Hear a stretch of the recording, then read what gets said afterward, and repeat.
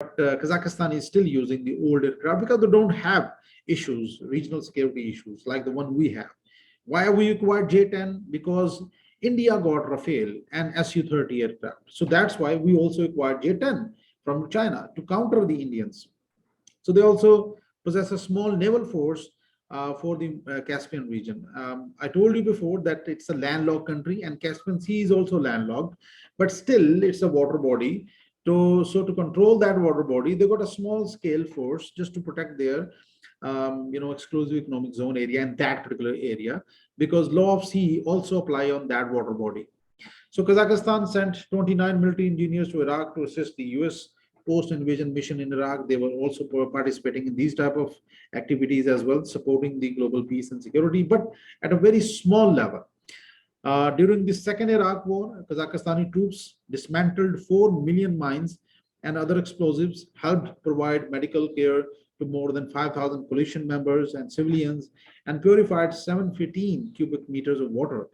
So these were the things which they have been doing for a soft image in the world and global connectivity. These are the Russian aircraft which are still under the use of Kazakhstan, but they are not that effective in modern times. Especially they don't have any efficacy against Russian might or Chinese might, and they are not interested in taking on their smaller neighbors. So Kazakhstan is Central Asia's most economically developed country, but still it is not that developed which you can compare it with any European countries. Its major exports include oil, mainly coal, natural gas, uranium, and wheat. Uranium is huge, in quantity in Kazakhstan. Only 3 countries are leading in uranium deposits. One, Australia, Canada, and third is Kazakhstan. They possess huge amount of uranium as well, and they could supply this uranium to Pakistan as well in future, because we are now realigning with Russia, and Russia got influence over Kazakhstan. So Kazakhstan can provide us uranium, and Pakistan is planning about 8,000 megawatt of electricity by 2030 from nuclear reactors. So we are establishing, with the help of China, new nuclear reactors. So you would require uranium in future. So Kazakhstan can become an important link for Pakistan. After a period of falling oil prices and currency devaluation, international sanctions on Russia, the country's largest trading partner, Kazakhstan's real GDP growth accelerated from an annual average of slightly above 1% in 2015 to over 4% in 2019. And still it is reeling because of the COVID-19 situation, and their economy is still not that developed. Nevertheless, their dependence on oil exports renders the countries vulnerable to external shocks. Why? Because their supply is mainly 6,000 kilometer border with Russia.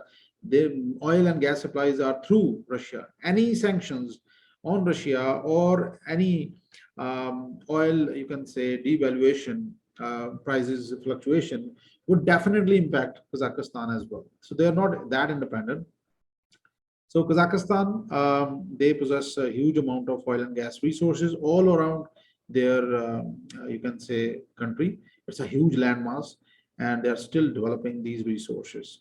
So Kazakhstan's uranium deposits, as I told you before, Kazakhstan has 12% of the world's uranium resources, and in 2020 produced about 19,500 tons of uranium, which is a huge amount of uranium. In 2009, it became the world's leading uranium producer with almost 28% of the world production. So that makes Kazakhstan a very important country for a country like Pakistan, because we need such resources in future. And of course, India also requires these resources. So India is fulfilling these things with the help of Canada, Australia under the US Indo-US deal, nuclear deal. But Pakistan is banned to get all these things from Canada or Australia. But Kazakhstan could be another source of uranium for Pakistan. So in 2019, they produced about 43% of the world's uranium. So they are one of the largest producer of uranium. So you can use this uranium for peaceful purposes. You can use this uranium for military purposes in future. So Kazakhstan is planning 1.5 gigawatt, 1,500 megawatt of nuclear capacity by 2030. As I told you before, that they are adding up nuclear technology for peaceful purposes, not aiming to get nuclear weapons. And Russia is actually helping them. So Kazakhstan's economy is expected to grow modestly by 2.5%. Why 2.5% or 3.5%? Because they are landlocked country. They are dependent on Russia for their oil exports, for their trade. So definitely when you are depending on other countries, your economy would not naturally will not grow.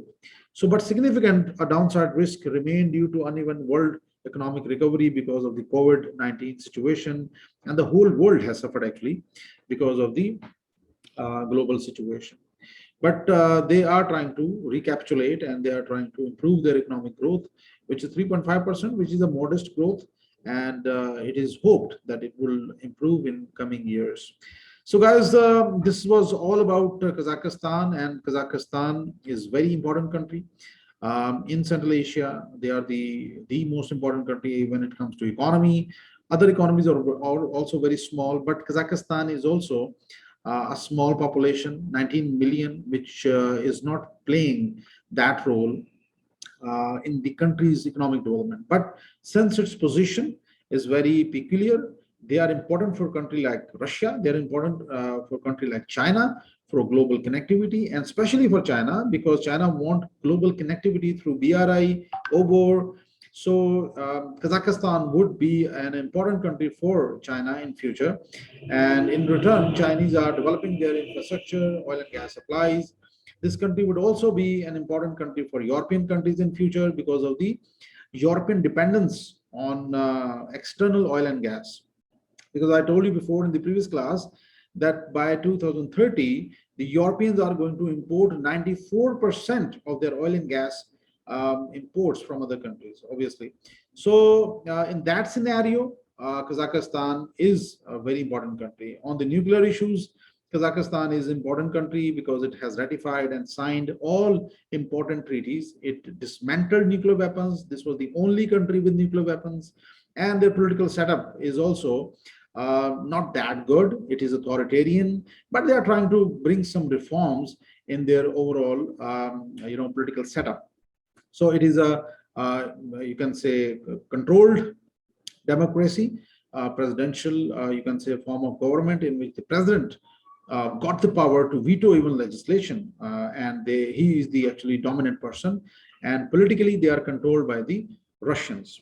So guys, this was all about Kazakhstan today. We discussed about its political, economic, and strategic importance, its geographic position, and why Kazakhstan is an important link to the global connectivity, and why it is important for the regional and global powers. Thank you very much. If you got any question, please you can ask.